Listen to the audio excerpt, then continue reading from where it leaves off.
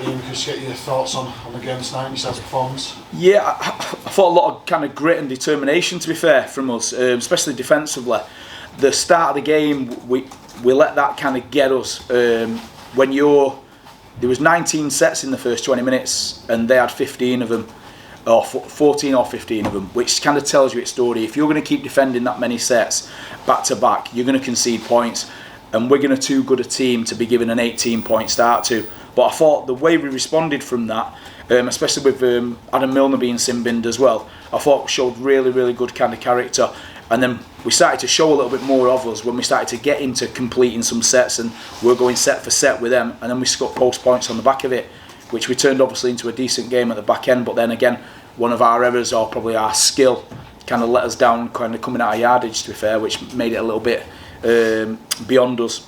Just going to say, was it frustrating watching that element of it? Because like you said, there were a couple of moments, particularly in the second half, where you got yourselves back into the game, but then compounded it with errors and arguably gave Wigan the ascendancy again. Yeah, I think probably one where we felt we were starting to get the ascendancy was when we put the kick in the corner. We knock it down and they come up the other end and they turn it into a 14-point score there. We felt we were starting to get a little bit on the front foot. But you only need to give Wigan half a chance. They're too good a team, they're the champion team for a reason, and they're too good a team to give them chances too. So there was another one we came down, and I think Jack Murchie knocked on, didn't he, when he was nearly scored. There was another one where Hugo knocked on as well. It just means they're just letting pressure off the opposition, and like I say, you give field position to a Wigan team who've got Jai Field and Bevan French. You saw what they did in the first half when they were fresh. They were getting beating the man and getting into Isan, and they was causing us a problem on our edges defensively. With the sort of errors that kept coming up there and some of the ill discipline, what do you put that down to? Is it fatigue? Is it a lack of concentration in parts? What is it? Probably a little bit of doing too much defending in them areas, because we've made one error, and then obviously we've had to defend a couple of sets, and then Wigan's got a repeat set, you've had to defend again, and then obviously they score, you then go in defending again, they come up the other end of the field, if you give a penalty away again or something else, or you make an error, you're back defending. So probably a little bit of combination of all, a little bit of probably poor skill by us on some of them, and then other one just kind of a little bit of sheer fatigue. But I thought we finished the game looking reasonably fresh, to be fair.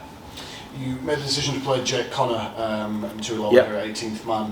What was the thought process behind that, and how do you think that he works as part of the spine again this evening? Yeah, I thought well, last week we didn't score any points. Against Lee we went with the spine that we had, obviously, because Tui was suspended, and we probably had more continuity in the way we were attacking because we'd been training that way as well. So we thought coming into this game today, to win, to beat Wigan, we needed to post points on the back end of that.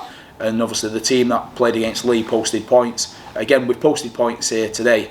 We just needed to be better early doors. What would be the key thing that you're looking to improve on going into a big game against Cass next week? Well, I think it's the same, similar kind of things, not as much, but similar kind of things as we've spoke about this week, kind of tidying our own completions up really and our little bits of errors, and then making sure that you're never going to get a 50-50 call in terms of discipline. But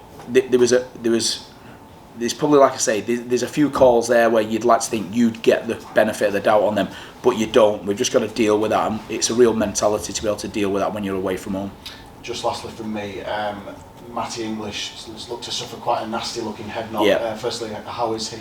Yeah, I've not spoke to him yet. I know he was with the doctors when I came out, so I'll speak to him and then find out where he was. But it didn't look good because they ruled him out as soon as it was done. So. Okay. Thank you. I was going to ask, was there any point in even doing a head injury assessment on Matty?